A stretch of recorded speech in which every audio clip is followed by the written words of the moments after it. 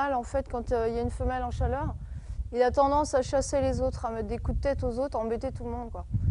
Donc le mieux, c'est que chacun dorme dans sa loge le soir, la nuit, et le matin, on lâche tout le monde dans le parc extérieur.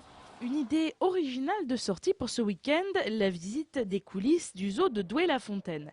Le parc vient de rouvrir ses portes et propose aux curieux de découvrir son fonctionnement. Ainsi, les visiteurs pourront notamment observer le travail de soigneurs d'animaux.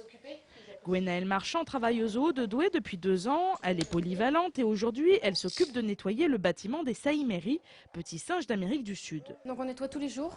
Et un jour sur 2, c'est vraiment le grand nettoyage. Où là, on fait à fond. On fait le sol, on fait vraiment tout. Voilà, généralement, les gens, ils nous regardent. Bon, on a des petites blagues. Ils pensent qu'on les entend pas, mais en fin de compte, on les entend. Donc c'est du genre, ah, regardez le gros singe. La question qu'on a le plus souvent par les enfants, c'est ah, c'est mignon, on peut en avoir un à la maison.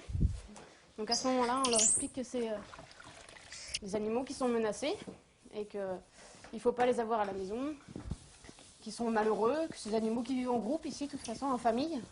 Autre découverte proposée lors des visites de dimanche, le chantier de la toute nouvelle volière. Après 2 ans de travaux et 1 million d'euros d'investissement, la volière devrait ouvrir dans 2 mois et accueillir plus de 300 oiseaux. On a voulu permettre à tous nos oiseaux de voler, ce qui est un minimum d'ailleurs. Et comme le parc zoologique a depuis longtemps beaucoup d'attaches en Amérique du Sud, on a ici plus de 40% de notre collection qui est sud-américaine. On a voulu en profiter pour présenter tous nos oiseaux sud-américains dans une grande volière. Ça veut dire les flamants roses, ça veut dire les ibis rouges, les aras, des perruches qu'on fait venir du Chili. Et on a choisi à cette occasion beaucoup d'espèces rupicoles, beaucoup d'espèces qui vivent ou nichent dans des falaises. Pour les visites des coulisses du zoo de Douai, rendez-vous dimanche de 11 h à 17 h.